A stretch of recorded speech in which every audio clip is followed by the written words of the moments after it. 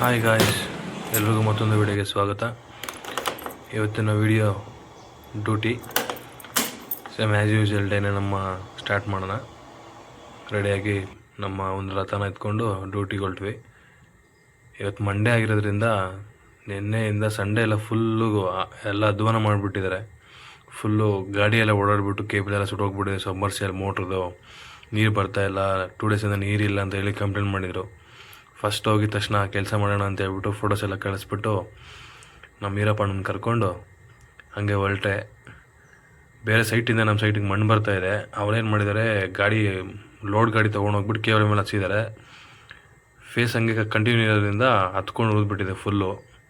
ಮಣ್ಣೆಲ್ಲ ತೆಗೆಸ್ಬಿಟ್ಟು ಆ cable joint ಮಾಡ್ಕೊಳ್ಳೋಣ ಅಂತ ಹೇಳಿ ಮಣ್ಣೆಲ್ಲ ತೆಗೆಸ್ತಾ ಇದ್ದೀನಿ. ಫುಲ್ಲು ಸಿಕ್ಕಾಪಟ್ಟೆ ಬಿಸಿಲು. ಈ ಬಿಸಿಲಲ್ಲಿ ಆದಷ್ಟು ಸೇಫ್ಟಿನ ನೋಡ್ಕೊಳ್ಳಿ.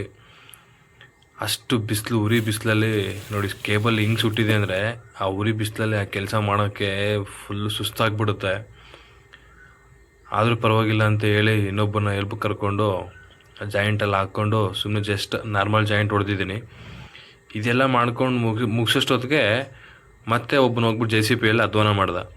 ಕೇಬಲ್ ಸಿಕ್ಲಾಕೊಂಬಿಟ್ಟು ಮತ್ತೆ ಕೇಬಲ್ ಎಲ್ಲ ಜಾಯಿಂಟು ಮತ್ತೆ ಕಿತ್ತಾಕ್ದ. ಮತ್ತು ಅಲ್ಲಿ ಹೋಗಿ ಜಾಯಿಂಟ್ ಮಾಡ್ಕೊಂಡು ಬಂದು ಮತ್ತು ಈ ಕೆಲಸಕ್ಕೆ ಬಂದ್ವಿ.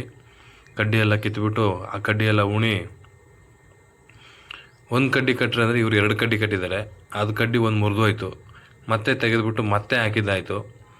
ಹೇಳಿದ ಕೆಲಸ ಸರಿಯಾಗಿ ಮಾಡಲ್ಲ, ಏನು ಮಾಡೋಕ್ಕಾಗಲ್ಲ. ಹುಡುಗರು ಅಡ್ಜಸ್ಟ್ ಮಾಡಿಕೊಂಡು ಸರಿ ಮತ್ತೆ ಬಿಚ್ಚಿಬಿಟ್ಟು ಕಟ್ರಪ್ಪ, ಏನೂ ಮಾಡೋಕ್ಕಾಗಲ್ಲ ಅಂತ ಹೇಳ್ಬಿಟ್ಟು ಕಟ್ಟಿಸಿದೆ.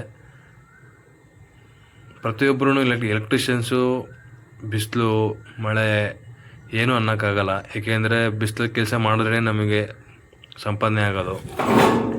ಹಂಗೆ ಎಲ್ಲ ಮುಗಿಸ್ಕೊಂಡು ಫೈನಲಾಗಿ ಆನ್ ಮಾಡಿಕೊಟ್ವಿ. ಎಲ್ಲ ನೀಟಾಗಿ ಫೈನಲ್ ಔಟ್ಪುಟ್ ಹೆಂಗೆ ಬಂದಿದೆ ಅಂದರೆ ನೋಡಿ, ಎಲ್ಲ ಕಡ್ಡಿ ಎಲ್ಲ ಉಣ್ಬಿಟ್ಟು ಪೋಲ್ವರ್ಗು ಕಡ್ಡಿ ಉಣ್ಕೊಂಡು ಮೇಲೆ ಕಾಣಿಸೋ ಥರ ಮಾಡ್ಕೊಂಡ್ವಿ ಸಬ್ಮರ್ಸಿಬಲ್ ಮೋಟ್ರದು. ಅದೆಲ್ಲ ಮುಗಿಸ್ಕೊಂಡು ಬಂದರೆ ಮತ್ತೆ ನಮ್ಮ ಕಾಂಟ್ರಾಕ್ಟ್ ಒಬ್ಬರು ಬಂದಿದ್ದರು. ಸ್ಟ್ರೀಟ್ ಲೈಟ್ ಲಾಸ್ಟ್ ಟೈಮ್ ಹೇಳಿದ್ದೆ, ಸ್ಟ್ರೀಟ್ ಲೈಟ್ ಎಲ್ಲ ಹೋಗಿದೆ ಫೇಸ್ ಅಂತ ಹೇಳ್ಬಿಟ್ಟು ನಮಗೆ ಪರ್ಮನೆಂಟ್ ಜಾಯಿಂಟ್ ಬೇಕು ಅಂತ ಹೇಳ್ಬಿಟ್ಟೋದಕ್ಕೆ ಪರ್ಮನೆಂಟ್ ಜಾಯಿಂಟ್ ಮಾಡ್ತಾಯಿದ್ರು. ಅದೆಲ್ಲ ಮುಗಿಸ್ಕೊಂಡು ಆದಮೇಲೆ ಒಂದು ಫಂಕ್ಷನ್ ಇತ್ತು, ಗೃಹಪ್ರವೇಶ, ಹೋಗೋಣ ಅಂತ ಹೇಳ್ಬಿಟ್ಟು ಸೈಟಿಂದ ಊಟ ಟೈಮ್ಗೆ ಊಟ ಮಾಡ್ಕೊಂಬರೋಣ ಅಂತ ಹೋಗ್ತಾಯಿದ್ದೆ. ನಿಮ್ಗೆ ಗೊತ್ತಲ್ಲ, ನಮ್ಮ ದೊಡ್ಡಬಳ್ಳಾಪುರದಲ್ಲಿ ದೊಡ್ಡ ತುಮಕೂರು ಹತ್ರ ಒಂದು ಕೆರೆ ಇದೆ. ಆ ಕೆರೆಯ ಮೇಲೆ ಹೋಗ್ತಿರ್ಬೇಕಾದ್ರೆ ಗೌಡಹಳ್ಳಿ ಹತ್ರ ಒಂದು ಚಿಕ್ಕ ಆಕ್ಸಿಡೆಂಟ್ ಆಗ್ಬಿಡ್ತು.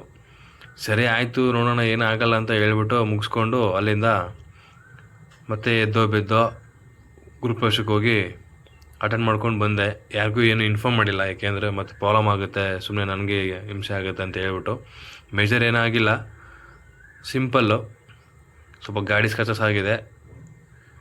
ಅದೇನಾಗಿದೆ, ನಾನು ಹೋಗ್ತಿದ್ದೆ ಗೃಹಪ್ರವೇಶ ಮಾಡ್ತಾಯಿರೋ ಮನೆ ಮುಂದೆನೇ ಬಿದ್ದಿದ್ದೀನಿ. ನಾನು ಹೋಗೋದು ಬೇರೆ ಮನೆ ಗೃಹಪ್ರವೇಶಕ್ಕೆ.